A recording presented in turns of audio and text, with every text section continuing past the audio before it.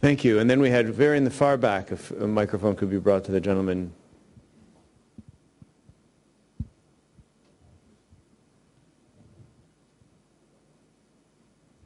Thank you very much. My name is Jim Walsh from the Irish Senate. I would like to say a very interesting session which shows clearly that Libya has both challenges but indeed opportunities as well. I welcome the openness and transparency suggestions put forward, but my question is to do with liberty and particularly having a pluralist approach with regard to freedom of expression and freedom of religion.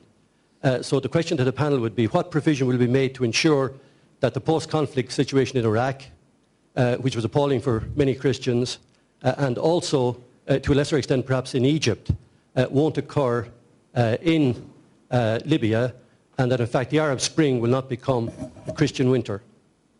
Thank you very much. So let's take those four. So we have the question of youth, the sort of snowballing possibility, the question of national dialogue, the question of Jewish heritage, and the question of religious freedom, particularly with respect to religious minorities.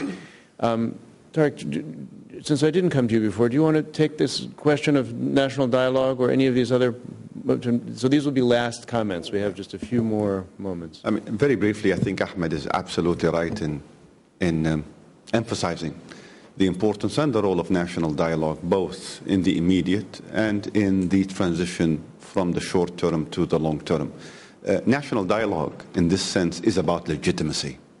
It's about opening up the space. It's about an inclusive political process at a moment when you don't have a constitution, you don't have checks and balances, you have worries, you have concerns, and you have suspicions that this revolution could very well be stolen. So a national dialogue is precisely one of those instruments, Ahmed, that would allow us to engage in thinking about the future, open up the space for views to come in, and to ensure that we, when we arrive at whatever national vision we develop or whatever constitution, we have in fact subjected it to scrutiny, to revision, to deliberation. A couple of times today I couldn't help but note that the 2008 study done by Monitor in Libya with SAFE, and at his request, has been mentioned as a vision document. I take issue with that being a legitimate document in any way, shape, or form. That was a document that was done at the behest of SAFE. It was for a particular project at a particular moment in time. It was not subjected to a national dialogue. I think the future of Libya, if we are to learn from the mistakes of the past, and the monarchy, while Yuri, it was benign, it was entrepreneurial, was also weak, was not inclusive, did not mobilize the political scene. That is the sense in which we want a national vision that has buy-in from the public. Let me ask if I... One correction, because I don't know who mentioned it. Very quickly, if you could. Very quickly, because because it gets very confusing. You know, the 225 vision is not really the Monitor, Tarek. It is a group of 100 plus that actually worked on that. Yes, of course, it's all under SAFE sort of protestation to power. But the Monitor was more of the clustering and all of that. So just to separate these. Thank you. Yeah. That's a good clarification.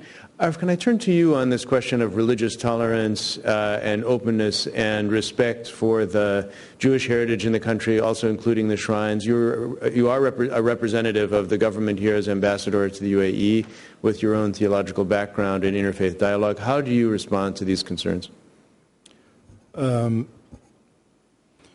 The government position was clearly stated by Sheikh Mustafa Abdul Jalil, and I will not here state the governmental position, especially because I've already announced that I am a volunteer ambassador and I will be leaving this position very, very soon. I will speak in my capacity as a Muslim theologian and scholar and a teacher in a Muslim madrasa in the old city of Tripoli, not very far from the Jewish shrine or Kanis. And it's in that capacity that I will speak. So this is my own personal opinion as a Muslim scholar. The Libyan people are amazing in their history of tolerance. In the downtown area, in the old city, within, I think, 1 kilometer squared, there is a Roman temple that's still intact to some extent. There is churches. There is an Orthodox church which is still functioning. and is under the management of the Greek embassy. There is an Anglican church, which used to be a Catholic church that the Vatican had handed over to the Anglican church. And there is the Jewish shrine, Slal Kbira it was called. One thing I want to say is that this tradition of religious tolerance is very much alive in the hearts of Libyans. It's there as a stratum, as a base. I also want to say that some of the images of negligence that you saw on television of the Jewish shrine and its condition are actually very typical of many mosques and madrasas. If you took pictures of the madrasa of Ahmed Pasha, the Garamanli, it will be in the exact same state as the Jewish Salah. So this negligence was it was an unfortunate systematic policy by Gaddafi, who had no respect for any of these places, be they Muslim, Christian, or Jewish. This is one point. The second point I would like to say is that the Libyan Jewish community, especially the one living in Italy, and as you know, some of the community decided to settle in Italy when they left Libya, and some went on to Israel and have been living in Israel. The ones in Italy have been actually in active engagement with the Libyan population. I know many Libyan families and businessmen, when they go to Rome, meet with old friends like the Habib family, or several Jewish families in Rome. There is a big issue of how Mr. Jirbi chose to treat this issue. When I was in Benghazi, I happened to have been staying at the same hotel as Mr. Jirbi at the time, and I had breakfast once with him. And I explained to him, I said, look, Libyans are generally congenial people. They have a lot of respect for others. But you must be very sensitive about this, because there is 42 years of history. There is also the grievances of our Palestinian brothers and sisters, which have to be taken into account. I am an advocate of the right of return of all human beings to all their ancestral homes. Okay? But the right of return must not be invoked selectively. I believe that the right of return of Libyan Jews should be treated in the same package as the right of return of Palestinians to their homeland. So rather than make a dramatic scene of coming and being obstructed and so on, and making commotion and invoking feelings of hostility and shock and so on, in Tripoli just last week we had shrines, Muslim shrines of saints, blown up by certain segments of our Muslim brothers. So the feelings are high, especially in a state of war. It was very unwise of Mr. Jirbi to have done that, with all due respect to him as a psychiatrist and a doctor and so on. So I believe that there should be some sort of a committee that discusses, and I would be very happy to participate in this. I've been involved in interfaith for a long time. I would be very happy to participate in any committee that discusses right of return in general in the region, so that when our Palestinian brothers get the right of return to Palestine, then of course our Jewish brothers who are living in Israel can have the right of return to Libya. But it has to be a comprehensive thing. We cannot be selective. It cannot be that Mr. Jirbi has a right of return to Tripoli, while Mr. Hussein or Saad has no right of return to Yafa or Akka or these places. Great. So this is what I would like to say. Now, regarding our Christian brothers and sisters, I just want to say that all Christian churches are present in Libya, Catholic, Anglican, all sorts of Protestant churches, and the tolerance of the Libyan people for the right of worship is actually quite solid, and it's written in the constitutional declaration. So I do not think that it will be a winter. On the contrary, I think it will be a spring for all. Thank you very much. I'm afraid we've come to the end of our time, and like all panels that are exciting and interesting at WEF, they nevertheless have to be rigidly enforced from a time point of view. If one of our panelists who hasn't had the chance for a second round feels they have something urgently they'd like to contribute, yes, just for 1 minute, please. For less than a minute, quickly regarding the youth subject, since it wasn't addressed.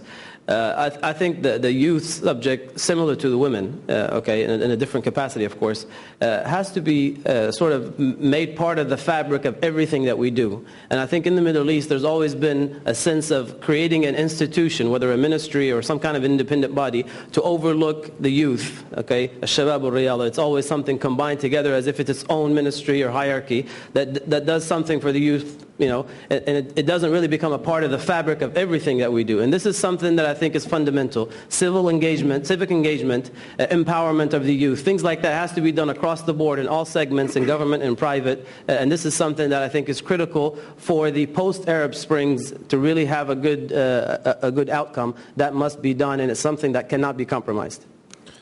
David, I just want to, since 1 minute, Ahmed, and then yes, we do need since to close. Pluralism was mentioned, and also sort of religion as distinguishing. And I think what I know now from the Council and the statements made, and also what has been now transacted in the media, if Libya wants to deliver on its promise of a democratic, open society, that it is integrated with the rest of the world, all of those issues of religion and gender and whatever would not be, a measurement for citizenship. Because what Libyan really lacked under Muammar Gaddafi is the idea of citizenship. And they got hurt, truly hurt. He denied them their bride. It's not just the poverty issues, whatever. Libya has a different kind of a mix of problems. And that citizenship, which was taken away from them, made them rebel very much like a Spartacus. You know, this looks like a Spartacus, more like the slaves, rising in some respects. Huh? And so for us to deliver on the citizenship idea, we really have to overcome any kind of sort of distracting issues of whether anybody has the right to. Everyone in Libya would have the right, equal rights. That is the government position as I understand it. A very important note to end on. I want to thank all of you for being with us. It's a historic day for Libya, and I appreciate your sharing it with us this afternoon. Thank everyone in the audience.